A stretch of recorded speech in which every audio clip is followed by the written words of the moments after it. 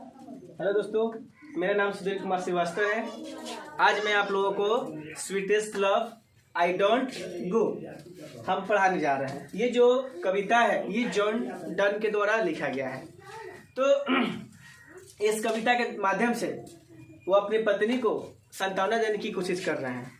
John Donne जो है, एक समय की बात है कि वो यात्रा करने जा रहे हैं, तो अपनी पत्नी को सांत्वना देने की कोशिश कर रहे हैं कि हम जा रहे हैं और फिर सुरक्षित बहुत जल्द अपनी यात्रा पूरी करके तुम्हारे पास आ जाएंगे। देखिए, हमारे क्या है कि जब हम कहीं भी बाहर घूमने के लिए जाते हैं तो पत्नी जो होती है वो क्या जी, सबसे प्यारी पत्नी होती है जी। तो वो क्या होता है, जाने पर उसको बड़ी तकलीफ होता है और बैठ के वो क्या जी आहे भरती है, आप किससे जुदा होना नहीं चाहती है।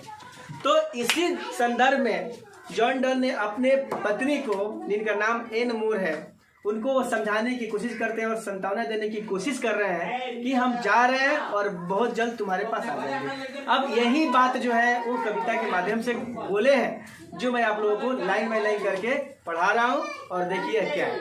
देखिए, जो ये कविता है ये 5 स्टेंजा में बटा हुआ है और प्रत्येक स्टेंजा में 8 सेंटेंस है।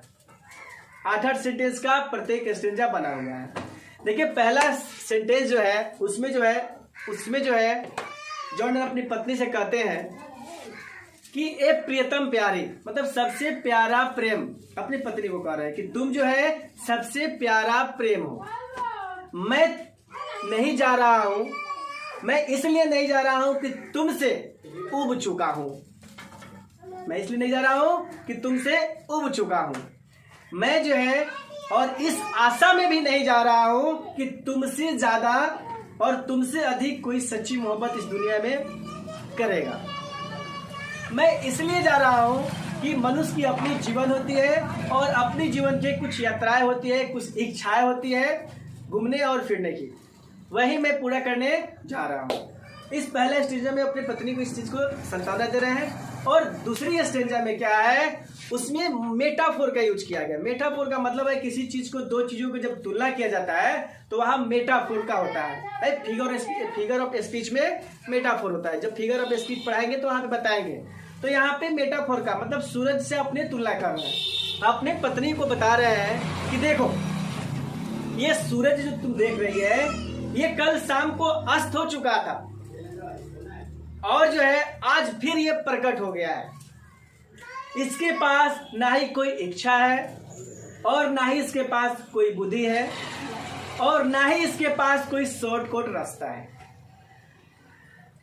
ये क्या है, इसके पास जो है एक समय है कि सुबह इसको उदय होना है और शाम को अस्त होना है। ये नहीं है कि ये क्या है, अपने छोटे समय के लिए अपने मन से 2 घंटा में उदय हो और फिर अस्त हो जाए, ऐसा इसमें नहीं है। देखो, उससे अगर मेरा तुलना करती है तो मेरा क्या है जी, मेरे पास इच्छा है, बुद्धि है और मेरे पास अकल है कि हम कितना जल्दी किसी काम को निपटा के तुम्हारे पास चले जाए। इसीलिए प्रीतम प्यारी, तुम उदास मत बैठो और मैं बहुत जल्दी अपनी यात्रा पूरी करके तुम्हारे पास आऊंगा। ये जो है सेकेंड स्टेंजा में जॉन डन अपनी पत्नी को ये समझाने की कोशिश कर रहे हैं। अब थर्ड स्टेंजा में देखेंगे कि वो क्या बोल रहे हैं। थर्ड स्टेंजा में वो अपनी पत्नी को कह रहे हैं कि जब तुम आहे भरती हो, देखो जी, जब पत्नी आहे भरने का मतलब होता है कि सुसक के बातें करना है कि नहीं, तो उसको आहे भरना। जब पत्नी क्या होती है, जब पति पत्नी से दूर होते हैं तो क्या करती है, उनको बड़ी तकलीफ होती है। तो वो क्या जी, सुसक रही है, तो कह रही है और करा रही है। तो कह रहे हैं जॉन डन अपनी पत्नी से कि जब तुम सुसकती हो या कराती हो तो हवाएं नहीं निकलता है। जब आदमी सुसकता है तो अपनी जो ब्रेथ जो रेट होता है वो बढ़ जाता है। तो कह रहे हैं कि तुम जो सुसकती हो तो हवाएं नहीं निकलता है, वो मेरे शरीर से रूह ही निकल जाता है। मेरे शरीर से रूह ही निकल जाता है।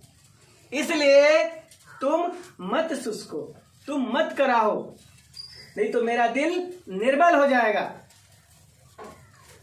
उसके बाद अपने पत्नी से कहते हैं कि देखो, ये सच्चाई है कि एक दिन सबको मरना है। ये सच्चाई कि एक दिन सबको मरना है।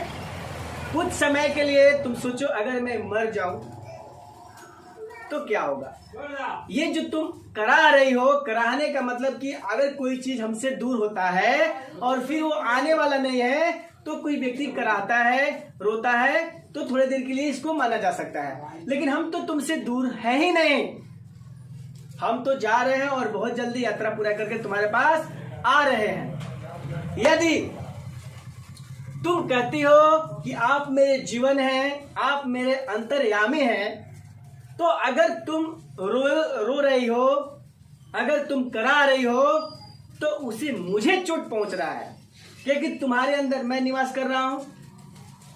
तो जब तुम रोएगी तो मुझे भी तकलीफ होगा। देखिए, अगर कोई भी आदमी किसी से प्रेम करता है, अगर सचमुच हमेशा उसकी जो आकृति जो होते हैं, उसके चेहरे उसके सामने होता है, तो जिस आदमी से और आदमी प्रेम करेगा, तो अगर इसे कोई तकलीफ होगा तो उस आदमी को भी आभास होता है। प्रेम में इतनी ताकत होती है। तो वही जनरल अपनी पत्नी को समझा रहा है कि अगर तुम प्रेम मुझे करती हो, तो फिर इसमें अगर तुम्हारे साथ कुछ हो रहा है, तुम करा रही हो, तुम्हें दर्द हो रहा है, तो इससे क्या होगा? मैं जहां भी रहूंगा वहां बेचैन रहूंगा, मेरा मन नहीं लगेगा, मेरा यात्रा जो है वो अच्छे ढंग से पूरा नहीं हो पाएगा। इसीलिए हे प्रीतम प्यारी, तुम मत कराओ। उसके बाद जो है वो अपनी पत्नी से कहते हैं कि ठीक है, आगे स्टेज में फिर बाद में बताऊंगा। धन्यवाद, मेरे वीडियो देखने के लिए धन्यवाद।